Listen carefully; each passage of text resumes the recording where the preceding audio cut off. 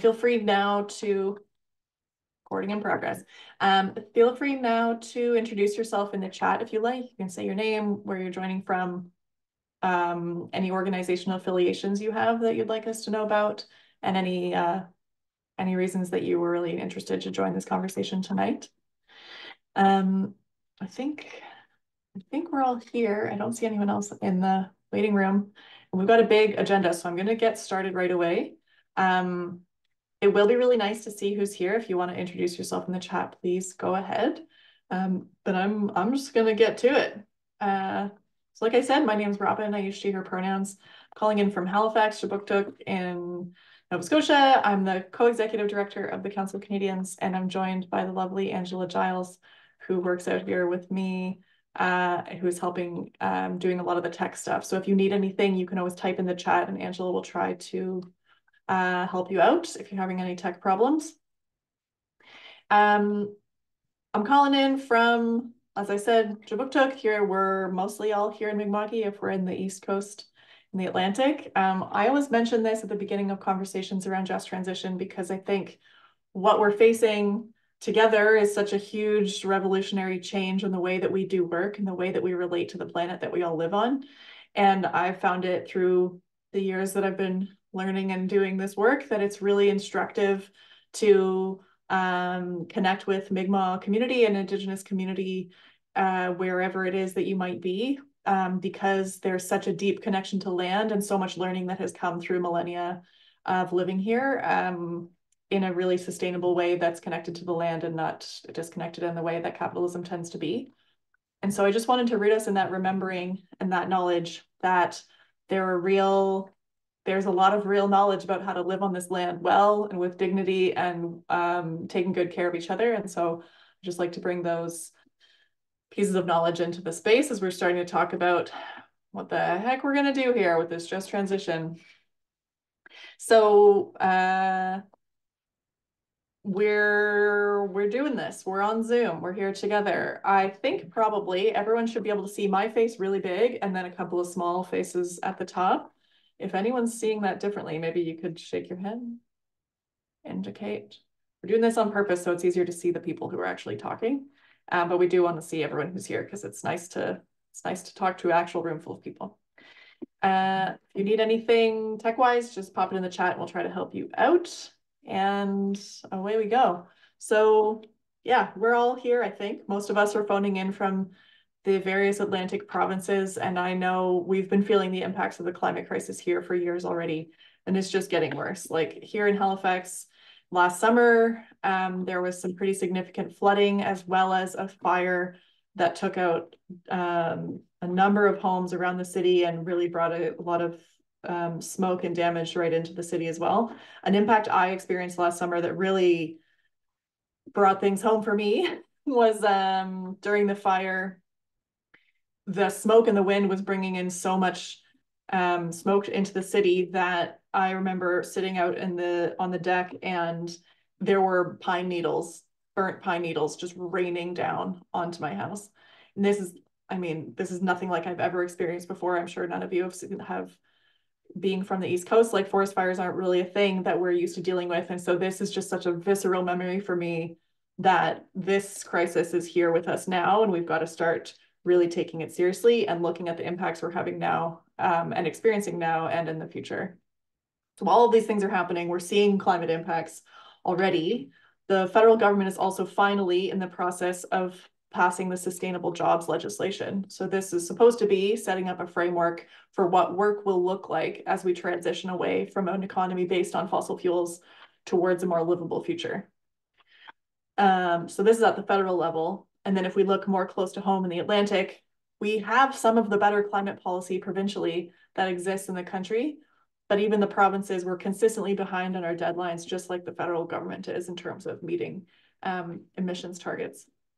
So many key industries in the Atlantic will be impacted or are already being impacted by just transition planning or decarbonization. And so whatever we do here really matters. However we try to adjust and change our industries so that we can have good, dignified work and strong economies here, we're affected by the either failure or success of federal governments as well.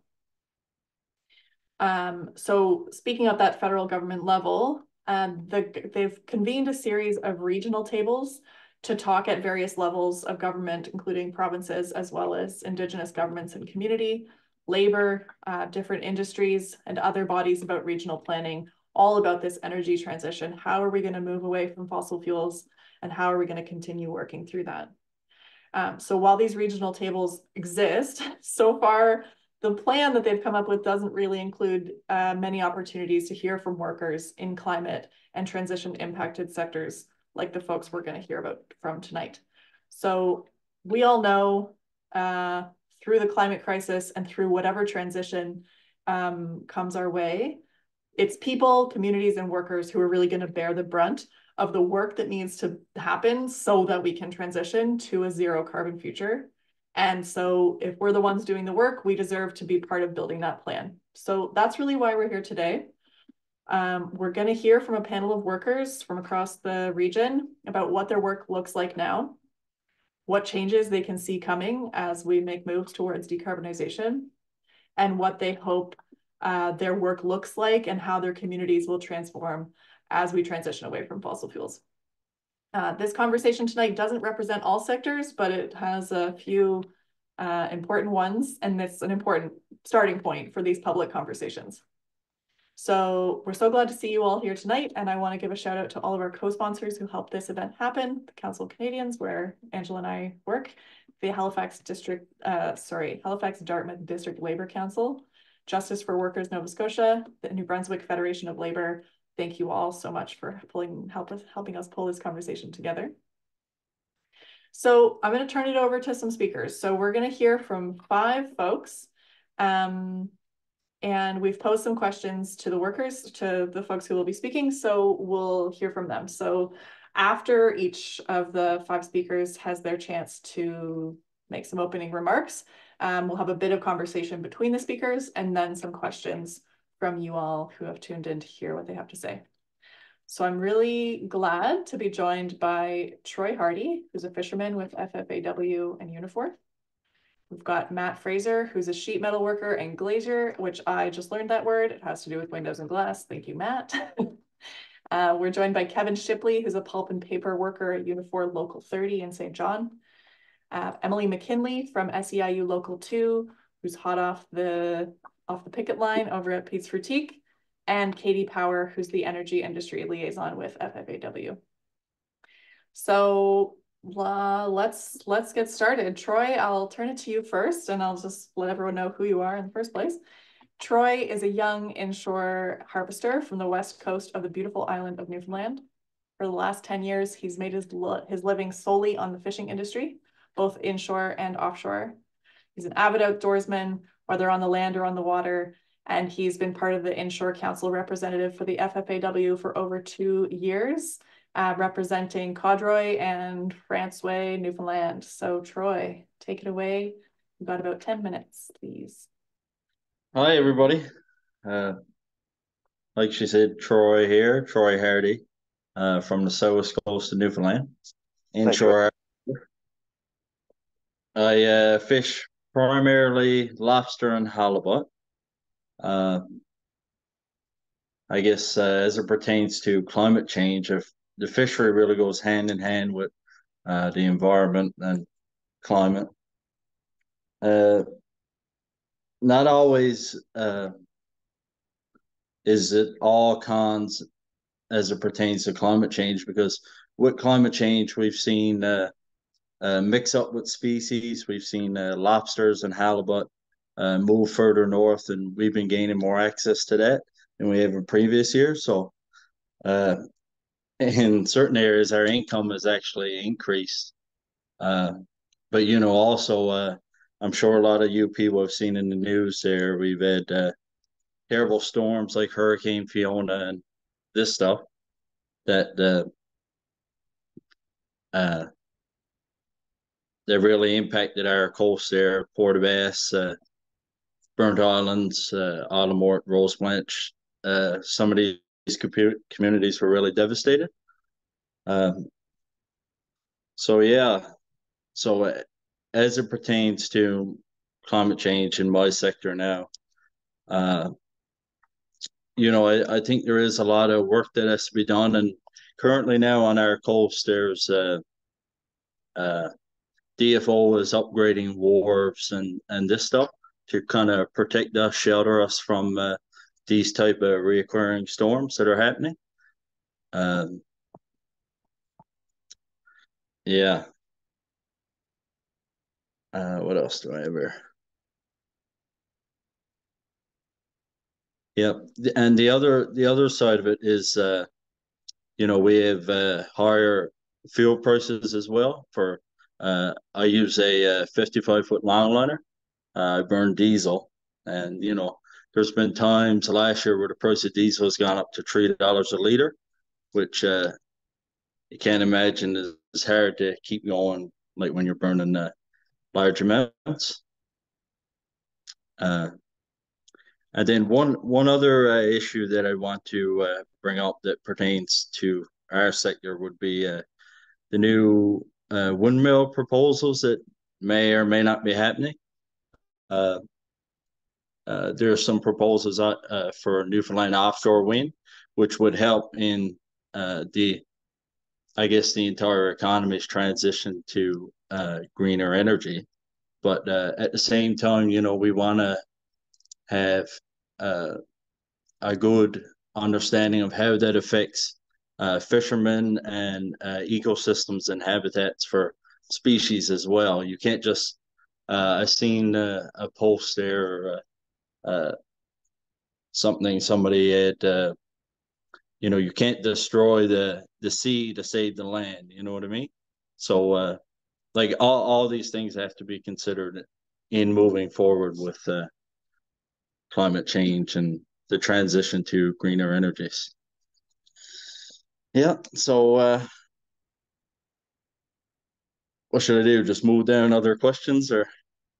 Yeah, that's great. I mean, I heard you saying a little bit about what you want your elected reps to know. I guess I'm curious, like, what are your hopes or what do you think could come for your community and your colleagues as you move away from fossil fuels or as we all kind of shift towards decarbonization? So I guess there are some wheels turning in the direction of like programs and this stuff to help transition to a greener way of doing things. Uh, we've kind of took a little bit of initiative ourselves as fishermen, I guess. We moved away from gas haulers, and primarily most of the guys who work around me would use electric haulers instead, which uh, not only makes sense because it's running off, you're not running an extra gasoline engine. You're using the power generated by your outboard to haul up your lobster traps.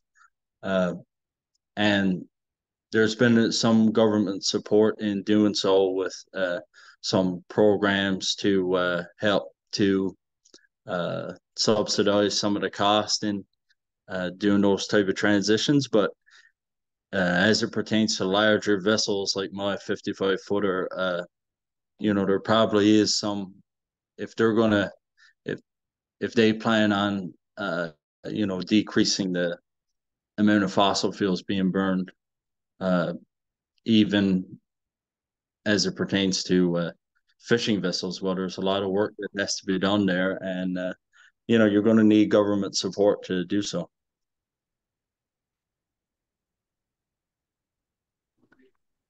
Yeah. Thanks, Troy. Um, maybe I'll move along. We'll hear from Katie next. Katie, if you're ready.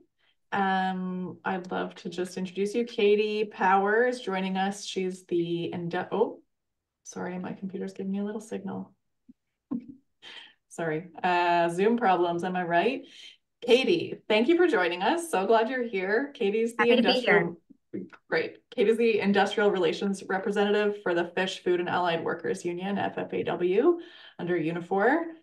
In this role, she tackles all things energy and industry related, but through a fisheries lens. So this includes consultations and engagements for offshore oil and gas exploration, environmental protected areas, non-governmental industry relations, things like this. She's got a Bachelor of Science in General Biology from MUN And her focus of her expertise is really on marine spaces and how they're used and how we can manage them really effectively. So we're really glad to have Katie here. Last year, she took on the electrification portfolio at FFAW and is working with industry partners to hybridize the inshore fishing fleet. So I'm interested to hear from Katie, and if you have anything to riff off of Troy or just any of your own thoughts as well. Thanks. Absolutely. Can you all hear me? That's all good?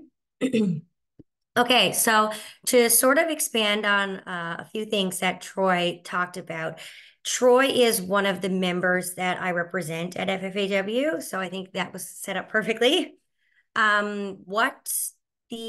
What my sector looks like in terms of this transition is, again, as you mentioned, I sort of handle the consultations and engagements with the energy sector. So a lot of that is managing the coexistence of the inshore fishery.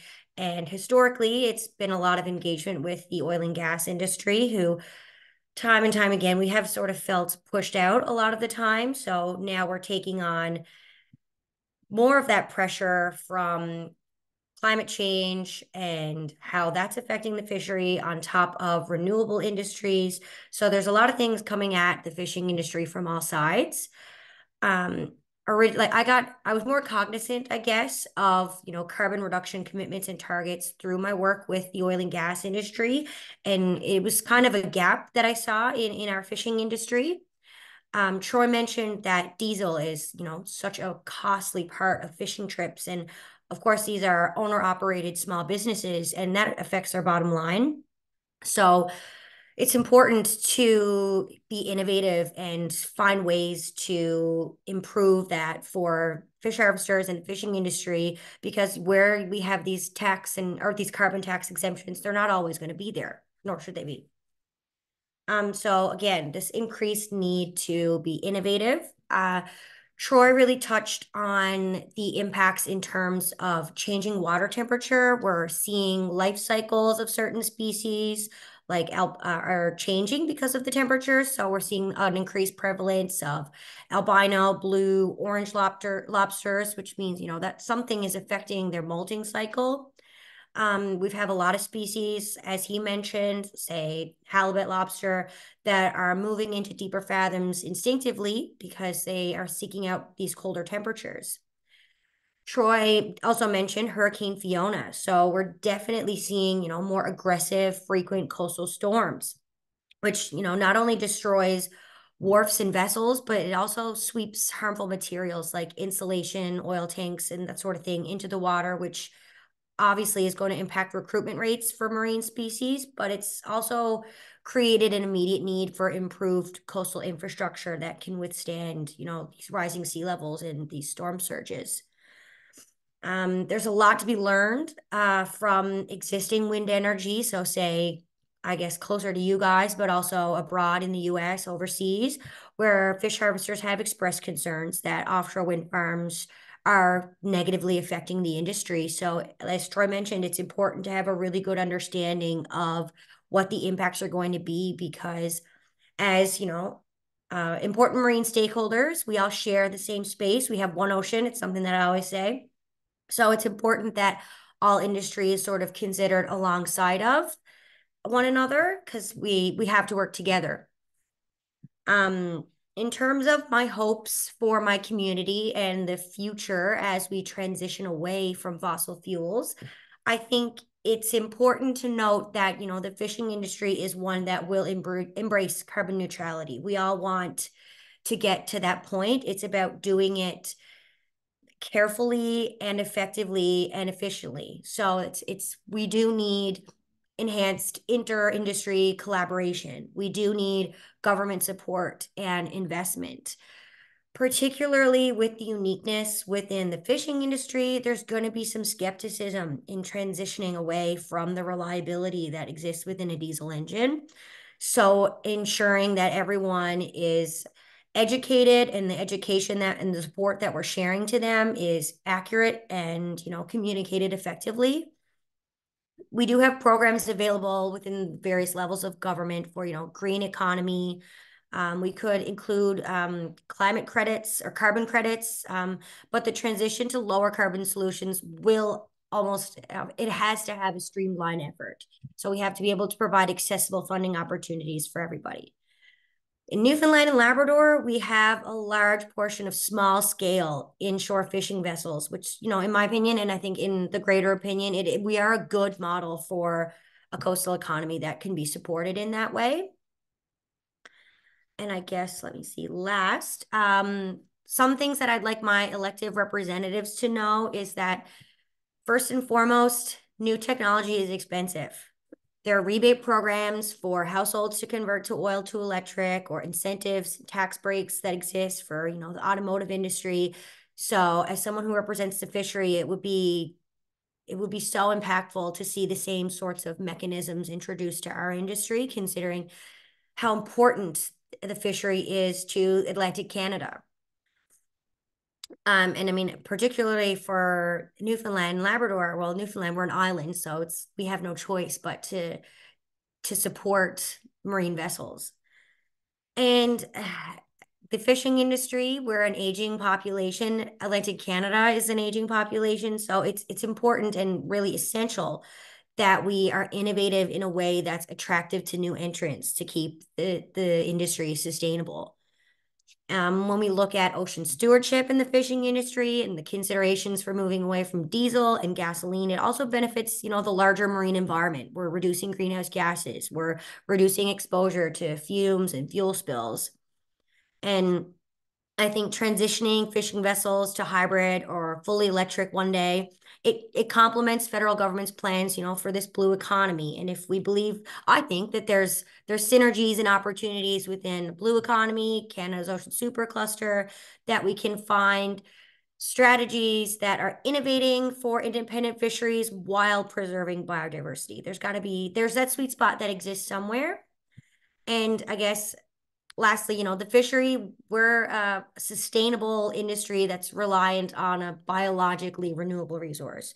So I think cost saving mechanisms for enterprise owners of these small businesses, we should be prioritized in that sense. So I would ultimately like to see relief of costs from our government to incentivize investing in a transition, like rebates and these sorts of things.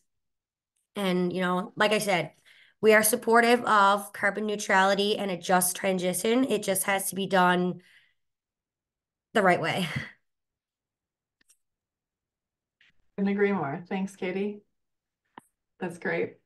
I'm starting to jot down some questions, so I think once everyone's had their first crack at talking, that'll be quite an interesting conversation. Up next, I want to invite Kevin Shipley to speak. Kevin, I don't have quite such a long bio for you. I will tell everyone that you're a pulp and paper worker from Unifor Local 30 in St. John. But if you want to introduce yourself a little bit more, why were you interested to come out here tonight? And then what do you think about what's going on with decarbonization and just transition from your perspective? Thank you. Good evening. Thanks for having me. My name is Kevin Shipley, and I'm a pulp and paper worker and member of Local 30. And I have worked at a mill in St. John for 22 years.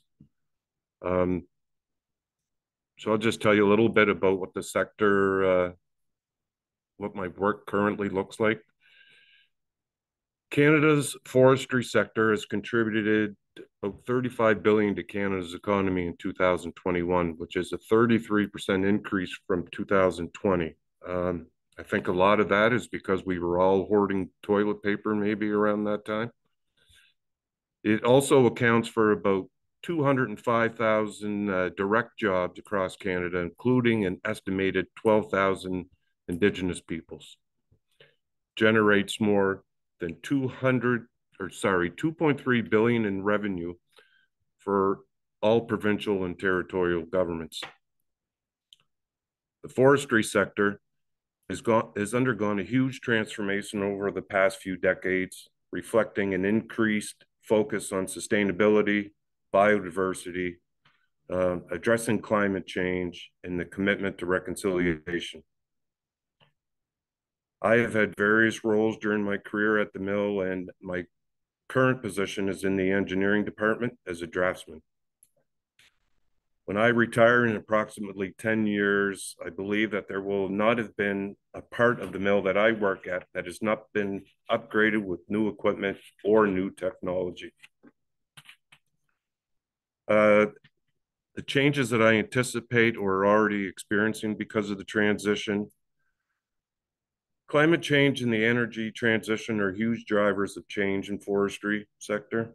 Climate change and its various impacts, which include forest fires, floods, increased insect infestations, continue to affect our work in every imaginable way.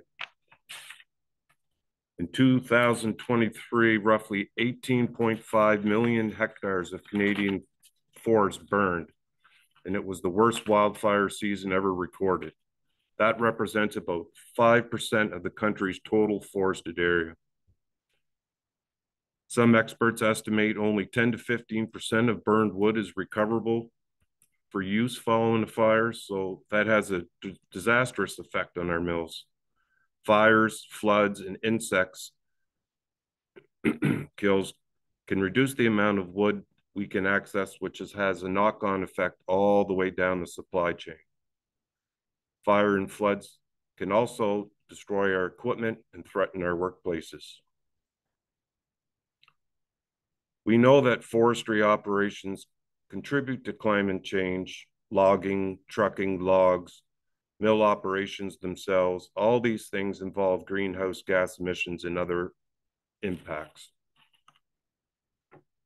The forestry sector as a whole is working hard to confront these challenges, and it's certainly not a bad news, doom and gloom story. Almost 60% of Canada's forest industry runs on bioenergy. Since the early 1990s, Canada's forestry sector has reduced its greenhouse gas emissions by 70%. New products and processes using renewable forest products are a huge area of interest and investment in the industry. Things like wood fiber-based bioplastics, timber frame construction, and the conversion of wood chips, sawdust, and bark into biofuels. My hopes for my co-workers and my community as we transition away. I took part in a discussion with a few dozen forestry workers last week, and it was a group of Unifor members from across Atlantic Canada. And one of the things that came up is how the forestry sector has a little bit of a PR problem. Not enough young workers and students know about the opportunities in our sector, and they think of the forestry as a sunset industry, sorry. But the transition that is underway is already creating lots of new and interesting job opportunities, jobs in the trades, in tech, in research and development.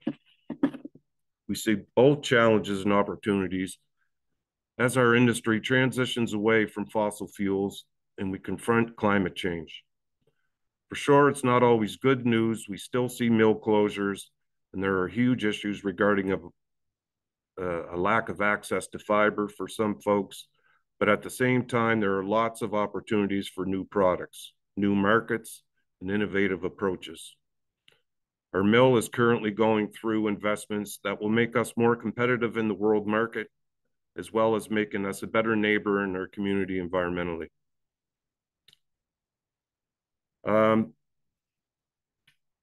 What I would like our elected representatives to know as they build their plans for a transition is we want to make sure that the elected officials know that the forestry sector is vital to the Canadian economy, especially for rural Canadians, and that there is a commitment to creating more sustainable, inclusive, and a diverse sector. Transition plans must be holistic and comprehensive with a focus on workers and affected communities. We need government investments in our workplaces to help our employees make the necessary transition. But these investments must have conditions attached with defined outcomes and accountability built in. Transition plans must be practical, and they must acknowledge the forestry communities will need community level supports. Thank you. Kevin, excuse me. Thank you, Kevin. That's great to hear. Anyway, sorry, I won't get into my own thoughts. I'll keep it moving. I really want to hear from Matt, and then we'll have a good discussion towards the end. So Matt Fraser is our next speaker. He was born and raised in New Glasgow and now lives in Halifax. Maybe we're neighbors. Let's find out. He's got over 13 years of construction experience spanning 2 distinct trades, and he's seamlessly navigated both union and non-union environments. He's currently serving as a journey person for the Architectural Sheet Metal Union Local 409 in mainland Nova Scotia. And he brings a wealth of experience cultivated through his entire career within all the maritime provinces. Matt, so excited to see what you have to say.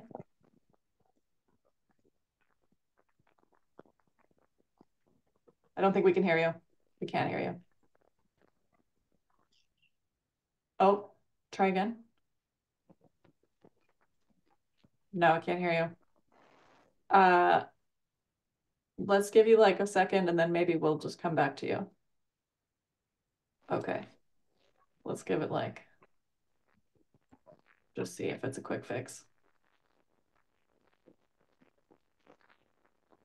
Can you hear me now? Yeah. Okay. Okay, great. Yeah, I guess I can't go through my headset for some reason. Yeah, my name's Matt. I'm a journey person with Local 409. I spent a lot of years in glazing, which is glass work, and now I'm a sheet metal worker, which is not too much different, honestly. I'm a little bit nervous about this, so you either bear with me. I guess the first question here is, what does your sector look like? In the last 10 years or so I've been, or whatever, the over a decade I've been in this trade or the trades, I find construction is really slow to change. Like, we don't really use renewable like materials like we should be. Most of the stuff we use is concrete. Like we've been like 90% of the buildings I work on are concrete, and we know that concrete produces a lot of CO2 when it's being poured or even being manufactured. A lot of machines I've used and we all use in the trades for, especially for an exterior trade like myself, is all ran by fossil fuels. Like there is electric machines, but for what are, I guess the needs that we need or needs that we have, the electric ones don't really work in our climate for the most part. Like they usually die pretty fast, so we usually use diesel. The trades are, I find, are very kind of wasteful. Like we do have things called lead sites where we have different ways to organize construction waste, but the thing is, it's still the amount of things that could be reused or aren't reused. We have like dumpsters upon dumpsters of wood and steel and other miscellaneous things that are really great for the environment. Like I've never changed the same construction adhesives I've used over the last 10 years. It's pretty toxic stuff. So I just feel that I know the construction just is a slow beast. It just doesn't really want to change very fast, even though they're trying, but it's not really getting there quite yet. So how are we experiencing our with the with climate change is for an exterior trade, it's actually kind of awful because in the last year, so in 2023, we went from like a super dry winter into a dry spring which caused a lot of wildfires in Nova Scotia. For us, that was horrible. Like for any construction trade, like you can't keep ahead of anything like that. And then into flash flooding because the ground's so dry that you can't absorb all the water. And now back into a mild winter. So like with all our machines and stuff we use, like half the time our supply chain is disrupted because we don't have the cost of diesel and the cost of anything shipping to our sites and stuff. It's just been kind of logistical nightmare. But like I'm gonna get ahead of myself here. But like the thing is, all our work is done outside, so anything to do with the climate really affects us. So we from rain to windstorms, it's super dangerous for us to work outside. Like you can have a sheet of glass that could fly off and destroy someone or kill someone. Or for us too, we work up at 80 feet in the air, and we just can't work during these weather conditions, or the ground isn't freezing, so we can't drive our machines on anything because it sinks into the ground. And with the loss of man hours, we can't hit our deadlines, and then it just adds to our housing crisis that we're having right now. What my hopes is for this stuff, that's basically, I just feel like we need like a stepping stone in between a lot of things, like either construction materials or construction machines, like our elevated work platforms. I know we can't just jump to electric right away because it's just, the technology is not quite there yet. Like, it's just for us anyways. I would like it, maybe if we can have hybrid diesels would be nice. I know they do have them. We just don't have them in Nova Scotia. I find we're a little bit behind the times with a lot of our technology here when it comes to construction stuff. But it is getting there. It's just not quite there yet. And I hope that we can do it, because it's just, us running diesel engines all winter is not really the greatest. But like, I know I'm kind of skipping through things really pretty fast here, but for, I guess, my elected representatives in my area, or even our area, whatever, I just feel that we're in a housing crisis too, besides a climate crisis. So that doesn't really help everyone outside and stuff like that. But I just feel like we can opt in for more greener building materials, or greener anything. I'm sorry, I'm getting lost here. More efficient materials for us to use, or more efficient machines we can use, rather than just sticking with the old technology and then just not progressing any further along that we should be. So it's kind of mostly what I have to say. Thanks, Matt. Yeah, I mean, that was really clear to me. It's really driving home that, like, all the things you were saying about working outside during the climate, or during the fires and the smoke, and pairing that with the housing crisis of, like, trying to build more housing for people, but not being able to because of fires, and then not being able to because there's a work shortage, because there's some manufactured nonsense by the capitalist economy that just keeps outsourcing everything while everything is heating up. Like, that came through very clearly for me. So I'm glad to hear from you. I want to introduce our last speaker, and then we'll let all of our speakers talk to each other, which I think will be good. Emily McKinley, are you ready to go? Absolutely. Fantastic. Emily grew up here in Halifax, where I am sitting also, which is why I said here in Halifax.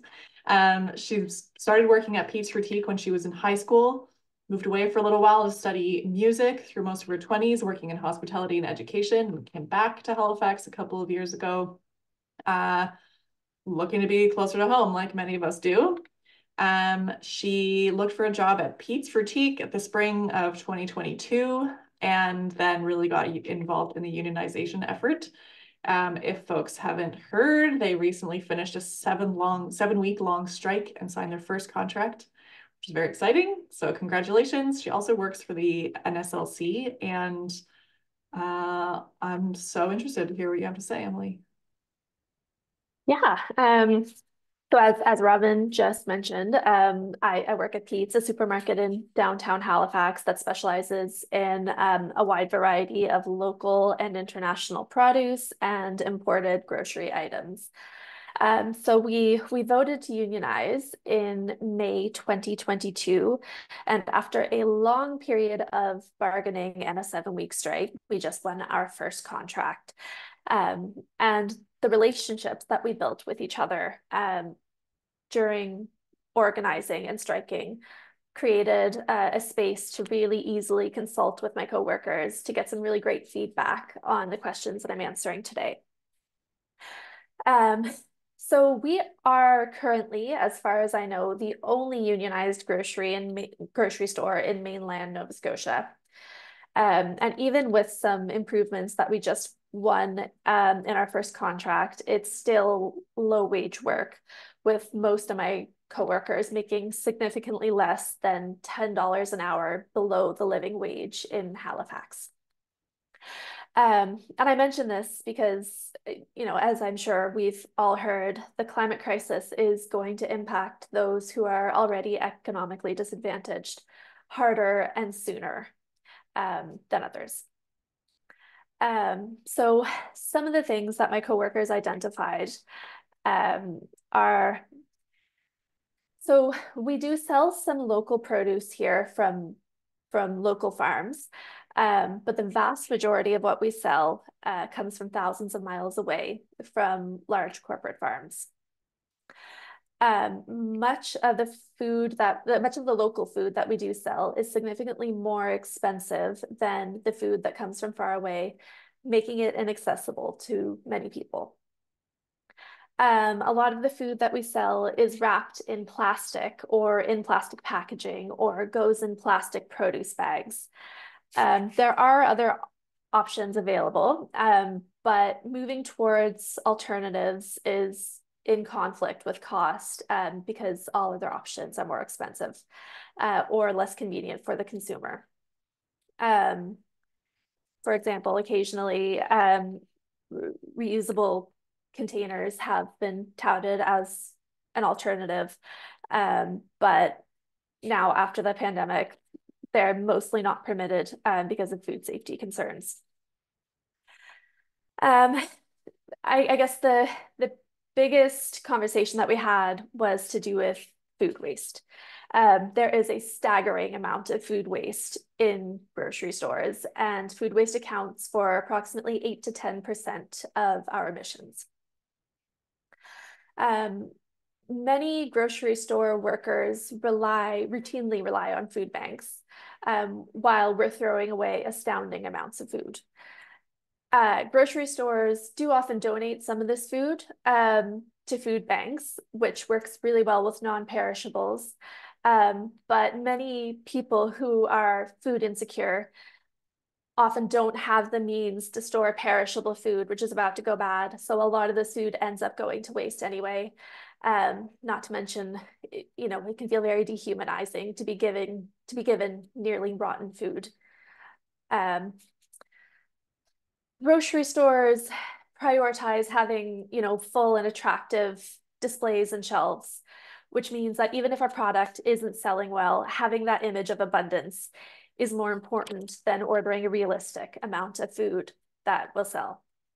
And if staff kind of take it upon themselves to try to do something about that, they're instructed to order more food anyway, because, you know, if we're below the industry targets for food waste, you know, management sees that as an indication that we can take more risks with orders.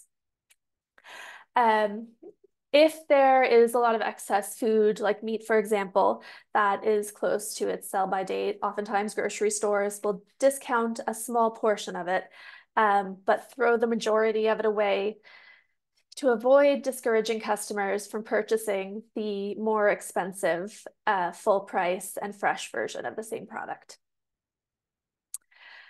You know, you would think like, okay, there's a grocery store, they have excess chicken, they have a kitchen. I know, why not have the kitchen cook the chicken and sell it for lunch? Problem solved. But grocery stores are organized often by department, and each department orders their own products. And one hand doesn't always speak effectively to the other. So in practice, often it just doesn't end up happening in a meaningful way. There's also a very high turnover rate in this sector because people can't afford to stay in these low-wage jobs for long. Many of my coworkers have 2 or 3 jobs and, you know, are often running on fumes, and, you know, we're working short-staffed. And although many would be excited to be part of the solution and come up with creative ways to deal with, you know, problems like food waste, they would need the space in their lives to have the flexibility to do that. So we're already seeing supply chain issues and shortages, and I'm sure this will come as a shock to everyone, but food prices are skyrocketing. Transport costs are increasing, the cost of growing food is increasing, energy prices are increasing, so storing food is getting more expensive. And it's becoming harder to reliably grow and transport food due to severe weather. During the wildfires here, you know, some of my coworkers were evacuated and had to miss work without pay. Or if a store loses power in a storm, most grocery store workers won't be paid for their lost hours. And we're expecting that, you know, if nothing is done about these issues, they'll only intensify. The good news is, I mean, we did win some protections from this sort of loss of income, but they're limited and they were a hard one. And so our hopes for myself, my colleagues, and my community as we transition away from fossil fuels. We've really found great hope in each other, and you know, organizing and fighting for better conditions and standing side by side has really been transformative. We hope that we can keep this spirit of solidarity up and push for more say in the way things are done. In the future, if we do have more say in things, we can, for example, coordinate with soup kitchens to get the products they can use to them while they're still usable. We can coordinate with each other to plan and use surplus products. We can look after each other and make sure no one's going hungry. We can order appropriate amounts of foods so huge amounts aren't going to waste in the first place. And, you know, we can choose and order products that are grown locally and sustainably, if these industries are given the support that they need to make them affordable. And we can contribute to greater food security in our community. It's really vital that workers have the power to affect change, which means the power to make decisions in our workplaces, but also a means to live a life with dignity. So we have the space to think about how we can improve our community and our lives, and not focus solely on surviving. And what do we want to know? What do we want our elected representatives to know as they build plans for a transition? So, I mean, certainly, like the group that I was talking to definitely saw climate change as a labor issue, and you know, it should be treated as such.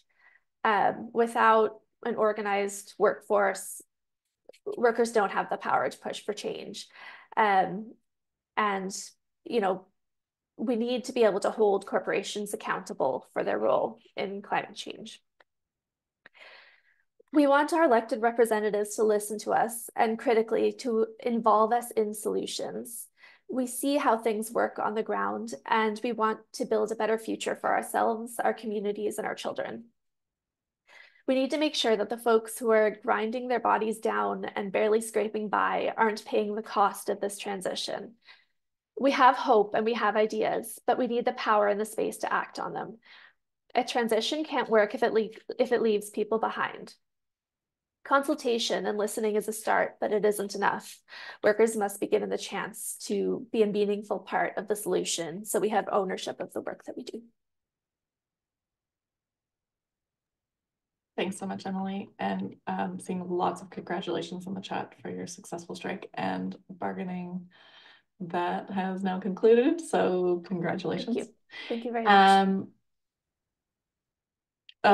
Also great piece on This Hour Has 22 Minutes. Gotta say, it was real nice.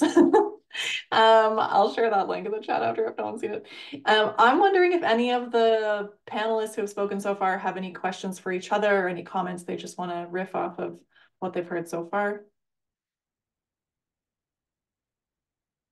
Give everyone a second to think about that. I had a comment I'd like to make. Not really a question involved, but just something that I noticed that within, I think there was something that was touched upon by every single one of us in a different capacity about waste within the industry and the need to find ways to be creative with that and innovative in order to support a just transition. And I think it's just really interesting because we've got such a broad level of industry and people here, and to see, you know, the same sorts of issues coming up amongst all industry, it's interesting to see that, because we're so vastly different, but the solutions might be the same in some cases. So I thought that was one interesting thing that I took away from everybody's discussions. Thanks, Katie. Did anyone else have any reflections or questions for each other?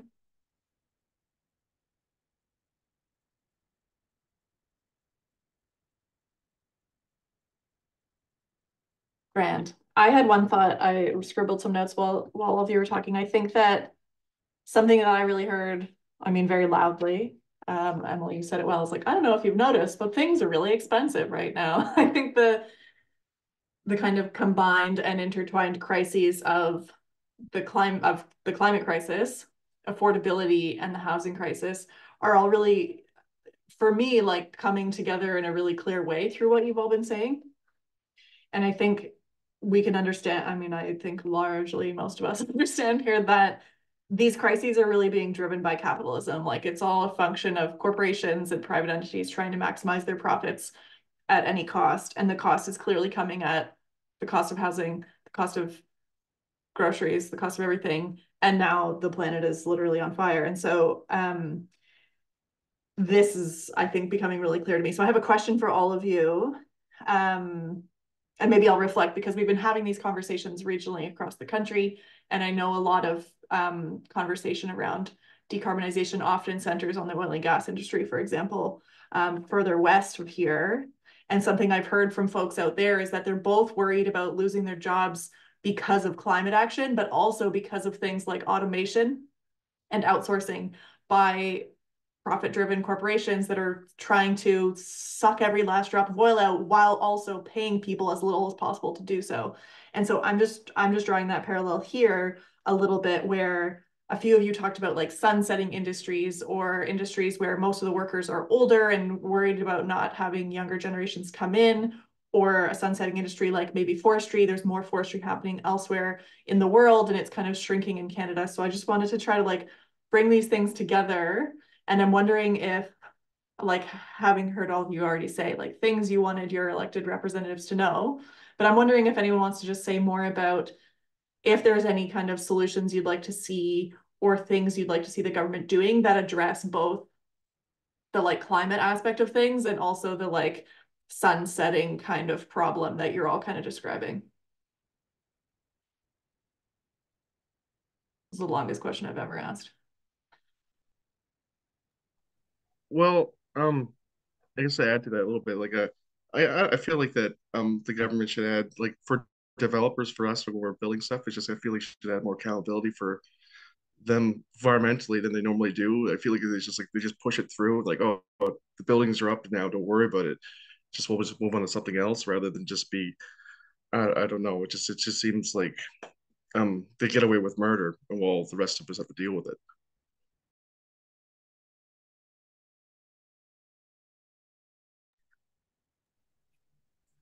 I think I mentioned that forestry being considered a sunset industry, and I think a lot of that goes back in the early to mid 2000s when the things kind of went south. There was a lot of pulp and paper mills, sawmills, a lot of mills closed during that time, and I think that scared a lot of folks away, and I think it's a PR issue for us that we need to tell people that they are good jobs. And the part that you mentioned about the government, I mean, we all know that there's lots of goals, internal combustion engines. I forget what I heard the other day, 2035 or something like that. You hear lots of goals, this is going to be done by here, this is going to be done by here, but you never see anything done. Like nothing, you don't see anything. I don't see any plans. I don't see any.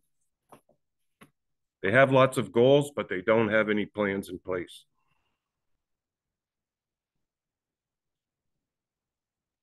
So I think like, how does that affect you as someone in the forestry industry? Like seeing this push for no more internal combustion engines, electrifying everything, but like, and then what? I mean, I know some mills are reliant on the grid. We produce our own energy, so we're actually an energy producer. We do have some mobile equipment on site, but that's that's about to be cut in half. So you know, the mill itself, I can't speak for the logging industry. That'll have to change somewhat, but the mill itself, sawmills, pulp mills, will be okay. I didn't know that it was an energy producer. That's good. That's great to hear. I want to invite anyone from the audience. If you have a question, feel free to just type it in the chat. And I can read it out and we can have some discussion about it. And while folks are maybe typing their questions, I've got one more question for our panelists, which is, I think that several of you mentioned like relief of costs or rebates so that people in industries can do whatever kind of transitioning they need to. And I think, I mean, I will admit that I know only a little bit about the fishing industry, but I'll maybe make a stab and say that there's a lot of like owner operators who need, or like, you know, single owners who need a lot of direct support to make the changes. But there's also other industries that are massive grocery corporations or huge forestry companies. And so I'm wondering, like, does anyone want to just comment on like how can those kind of rebates or government programs be designed to include workers? Like, what would you want to see in terms of seeing those rebates applied, but really making sure that workers have a say at the table and it's not just Sobeys taking the money and running, so to speak?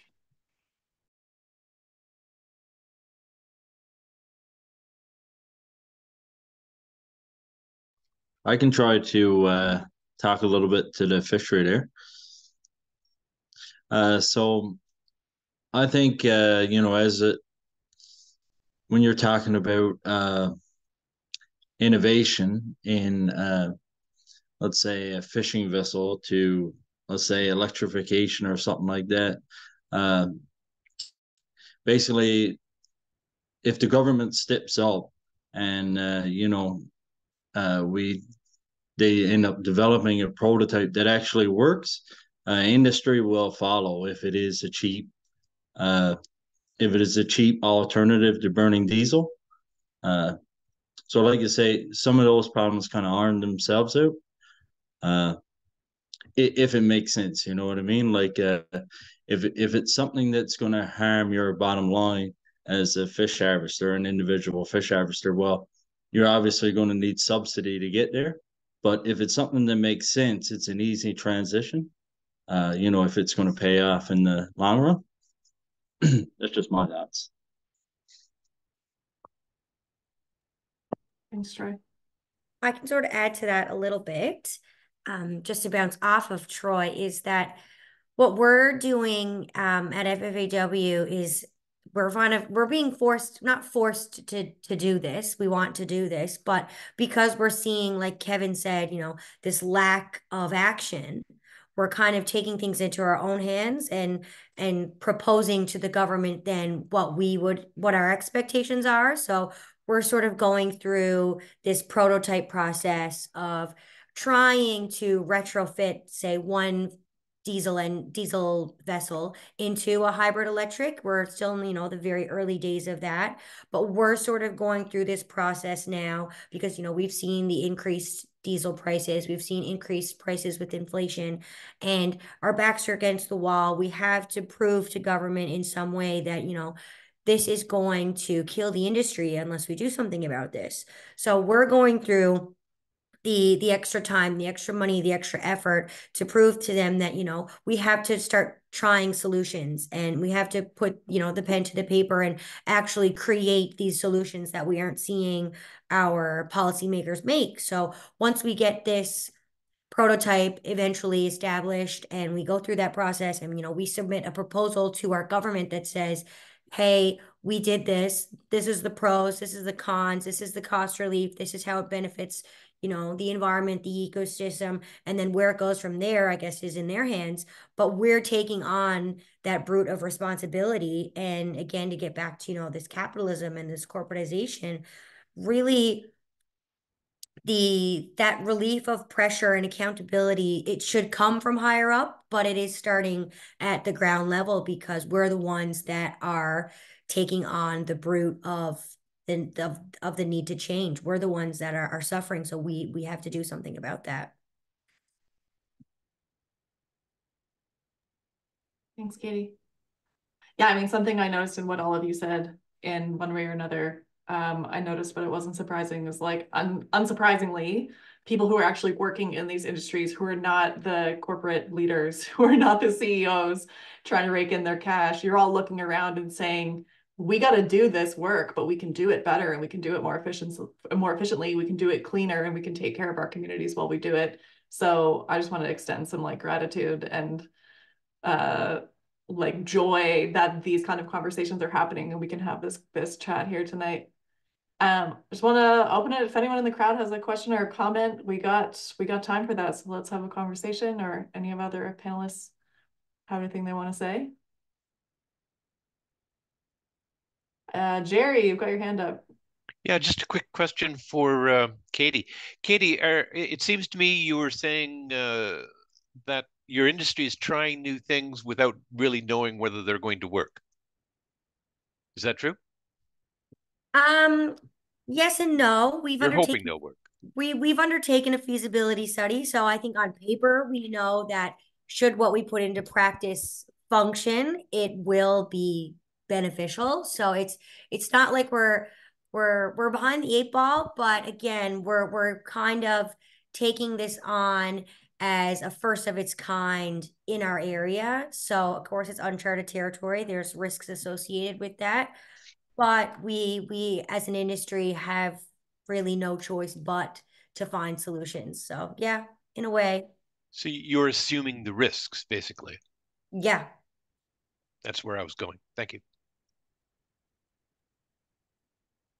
Which is inherently unfair, but I'm glad you're trying out those innovations. I'm seeing David Ellis's, thank you, Jerry, for that question. I'm seeing David Ellis in the chat saying, I was struck by Emily's heartfelt comments about workers needing to take back power from corporations to create much needed change towards just transition, which is inclusive. How do we best organize ourselves to create change in the political arena too? And then lots of fire emojis on that one, so. Yeah, I mean, if you find out, tell me. I guess it would be great to see our elected representatives making more of an effort to follow the lead of people that are already making changes on the ground level. And you know, I think that happens in a similar way to any organizing. It's you know, talking to people, listening to people, you know, doing a lot of care has to go into organizing. So that means, you know, creating the space to give folks a voice who, you know, might not feel like their input is important, but, you know, is.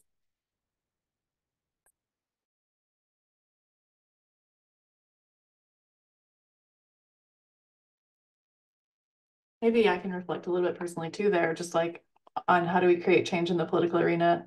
I think a lot of the work that the Council of Canadians has been doing in the last year or two on climate justice, but also on other issues like public health care and such, what we're finding is the more time that we spend listening to people and really hearing what they have to say and making them feel like they are a real political actor, the better it is, the stronger the campaign becomes and the stronger we're able to demand the thing that we're looking for. And so I'll just echo Emily. I think the like listening, learning, and building some political, like a bit of fire in people's hearts, I think is a lot of it. Because I think, I mean, on my worst days, I feel apathetic too. So I'm sympathetic to that when it comes up in the conversation.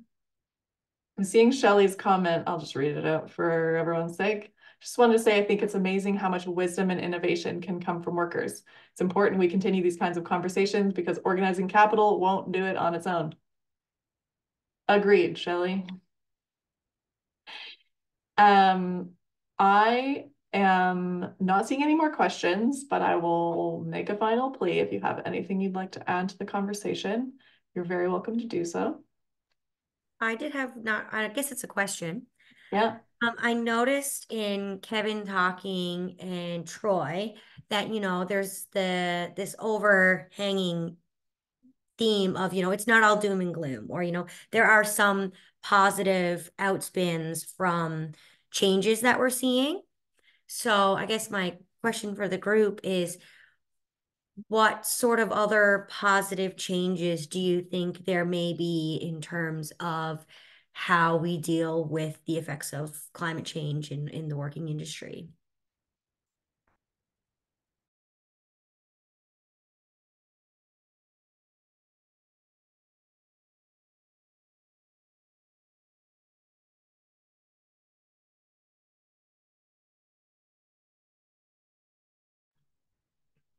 That's a good question. I guess there's benefits to being first in line. If you come up with an answer to, or a solution to a problem that everyone in your industry is having, it good for you. So I think there's benefits to being first in line.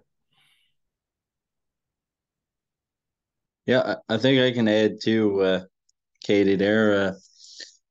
Yeah, for sure. Like you say, it's definitely not all doom and gloom when it comes to the transition and what we're heading for in the future.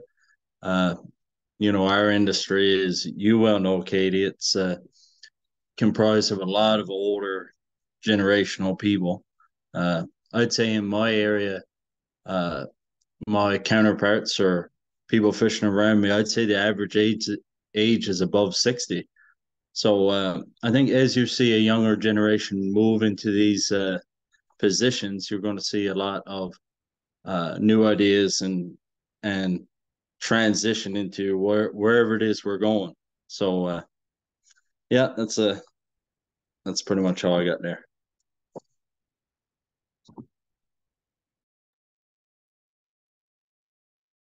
I'm going to give a bit of a cheesy answer and say it's the friends that you make along the way.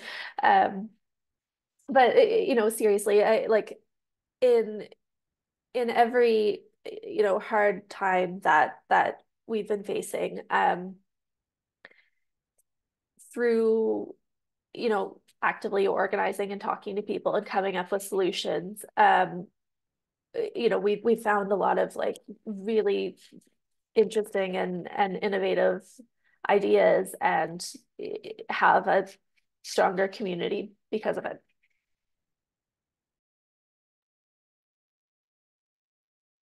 Thanks, Emily. Thanks, Katie, for the question. I see, Yvonne, you have your hand up. You have a question.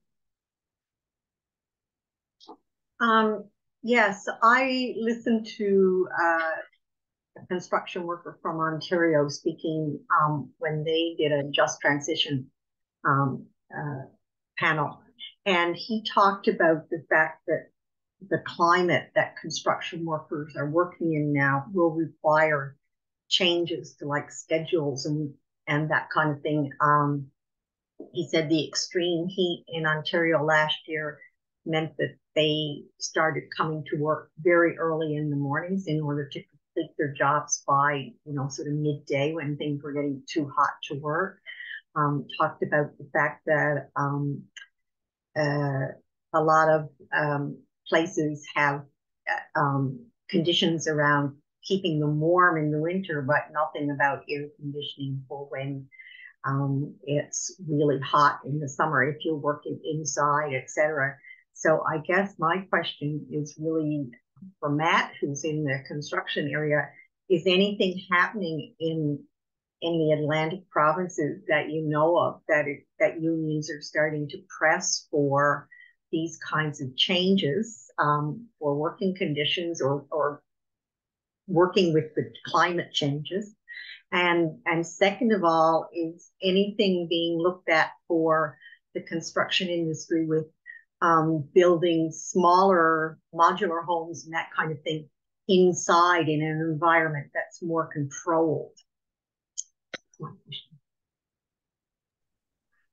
question. When I was non-union, I'll be honest with you, they didn't really care about if you were what temperature you worked at, what climate you worked in. It was always the same. You just like get out there, do your thing. But ever since I became union, and then if you work on a site that's ran by generals, they really tend to be concerned about your heat or your cold. Do you take breaks? You want to stay in the shade if you can, because sometimes there's a building I worked on downtown in the Queen's Marquee. Like it has brass panels, so you'd be on a balcony, it could be 45 degrees. So you would want to work there for 15 minutes. If not, you could pass out.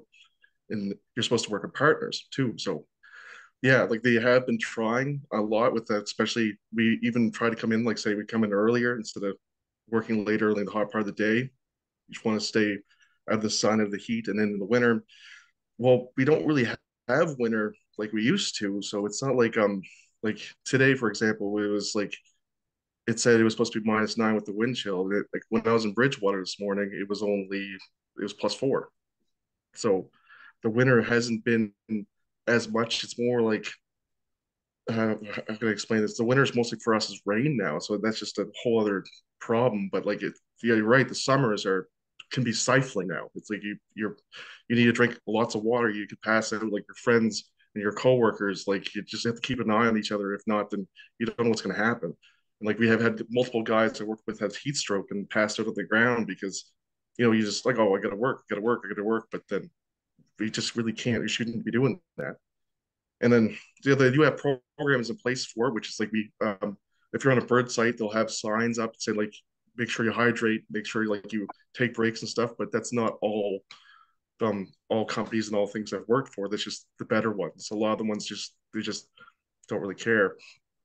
And for like building smaller modular stuff, like I would love to do that because I do sheet metal, and if you could have like a controlled environment. I know they have one in New Glasgow where they build smaller modular places and they ship them across the world. But like most of the buildings I work on, like I worked on one that's 36 stories or something. It sits in the middle of Halifax here. It's called the Richmond Yards. Most people are pushing for development like that. They want big profits. They don't really care about building small little things. They just want us to pump out big buildings and more people and to go in these buildings that most of us can't even afford anyways. So, but I would love the idea of us building small things, and especially because we need the houses. We need right now because we're in a crisis. It's nuts. Like we need smaller, more affordable things, and then we can pump them out faster rather than you be on a site for like 3 years and then it's just a boatload of problems. Thank you.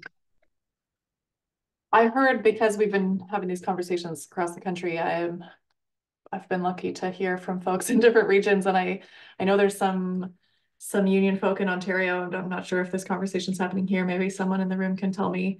But the idea of paid climate days, so in the same idea as you would have a paid sick day, or during COVID, you would have your paid COVID days if you got a COVID infection. The idea is with paid climate days, if it's 45 degrees and you're supposed to be doing brass paneling, it's like, nope, that's a climate day. No one can work in that, and you get the day off. Of course, this relies on strong unionization and organizing. So, it's about the friends you make along the way, as Emily said. But I really liked that, hearing about that proposal. I don't know if anyone wants to like wave and say, yeah, I've heard about this before. But I liked that as a concept because it both is like a real material thing that can benefit workers as soon as it's implemented. And it's something that people can ask for both on the bargaining table and through legislation, which is pretty cool because for someone like me, like I'm not in a unionized environment and it's some kind of trade like many of you are. But if it was a legislative ask, it would be something that people in community outside of a unionized environment could be pushing for alongside folks at the bargaining table who might be demanding something like that.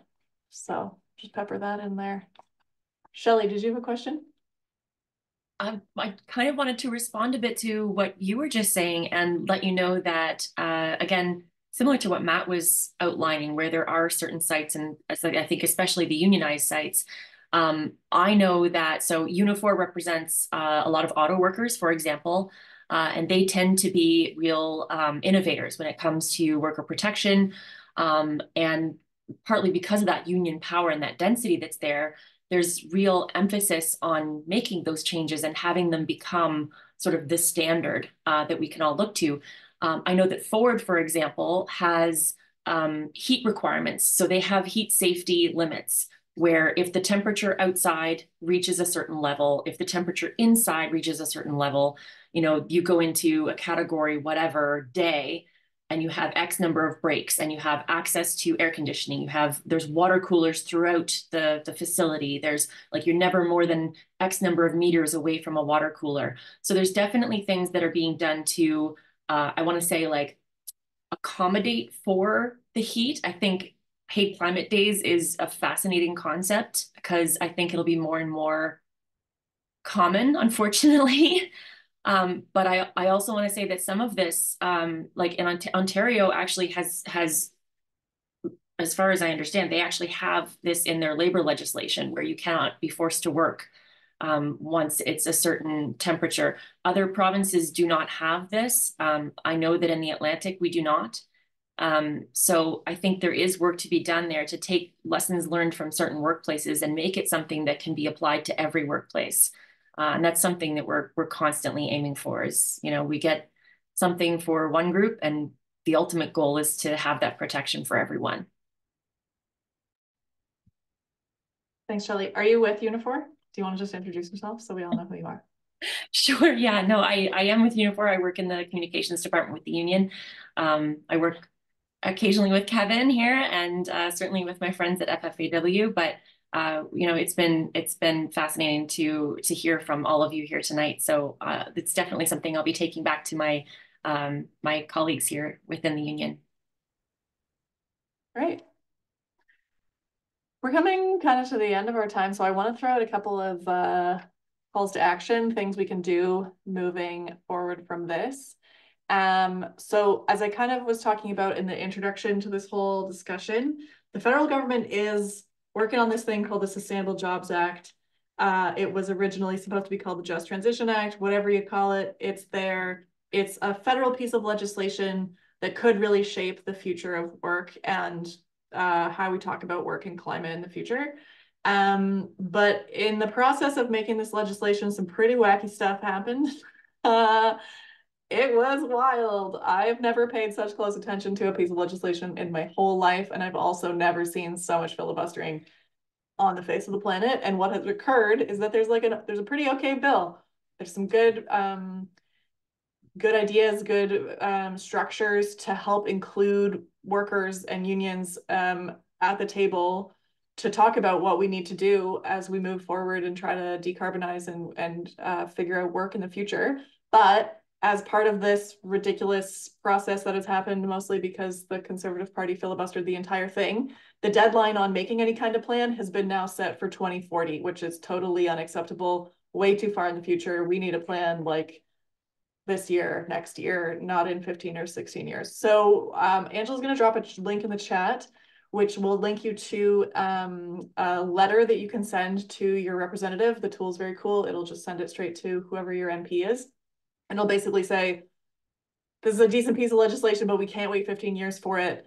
We got to do it now. So if you fill that out, send that off. That's one way to have your voice heard around this federal piece of legislation. And then I hope what will happen is that we'll get some decent roundtables. We'll have some real conversation as we go forward through this federal plan, continuing to make it stronger, and it will be made stronger by this conversation we've had here and our participation in it. So I'll encourage you to check out that link. Yeah, big muscle arm for this kind of collective action. Suzanne, I also want to give you the mic if you want to give a shout out or an action people can take with Justice for Workers Nova Scotia, one of our co-hosts tonight. You got stuff going on. Oh, maybe I'm putting you on the spot, sorry. Hi there. Is it okay if I speak now? Yes, please. Okay, great. Sorry, I lost my audio of you, but you can hear me? Great. Okay, so yeah, thanks everyone for this really amazing discussion. This was I learned so much. I've taken a lot of notes and it's given me a lot to think about. So just quickly about me. My name is Suzanne McNeil. I am with Nova Scotia Justice for Workers, which is a grassroots worker organizing project that is supported by the Labour Council here in Halifax, as well as the Nova Scotia Federation of Labour. And if there's one thing that is very clear to me coming out of this conversation, it's that, you know, the need to build a strong movement that is capable of confronting the powerful interests behind that are benefiting from climate change and causing climate change means also building a strong workers movement that builds our power in our workplace, in our communities, such that employers and governments have no choice but to listen to us and take our concerns seriously. But anyway, the main project that Justice for Workers Nova Scotia has going on is a petition to the Nova Scotia legislature. Because the legislature in Nova Scotia deals only with paper petitions, not electronic petitions, we have a petition in paper form that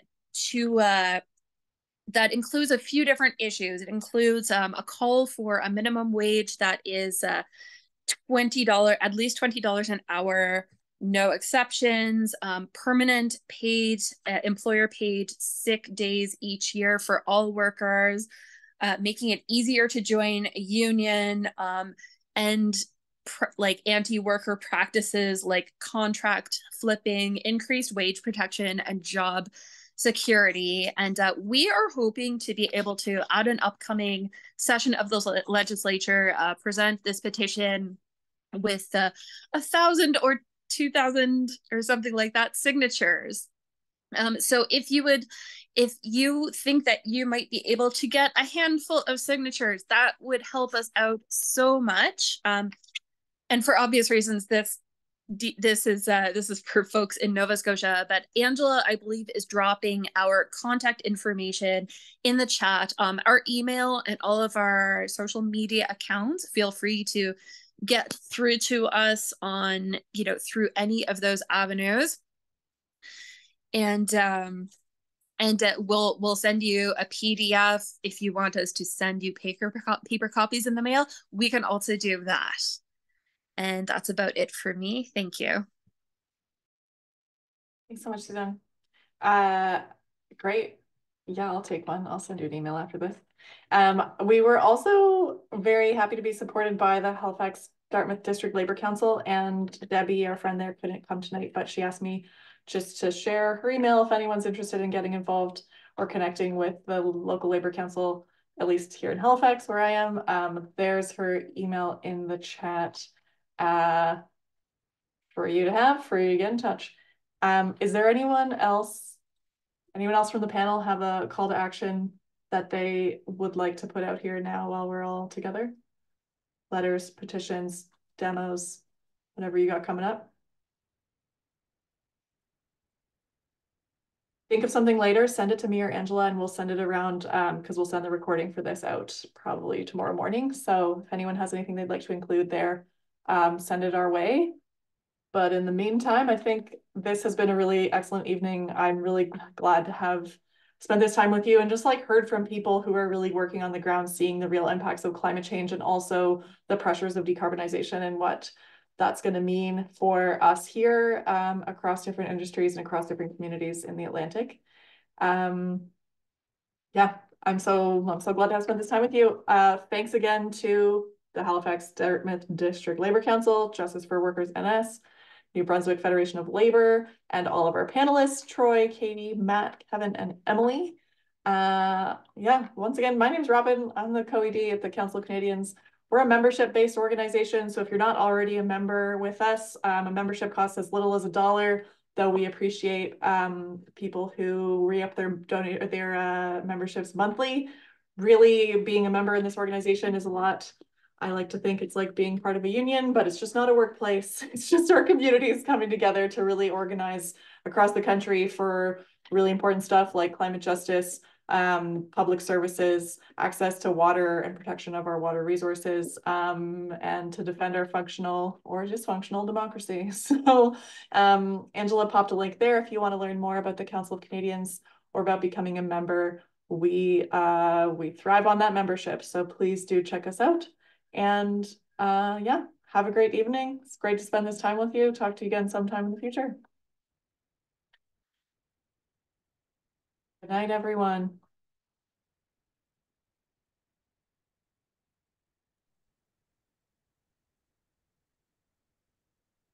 Bye.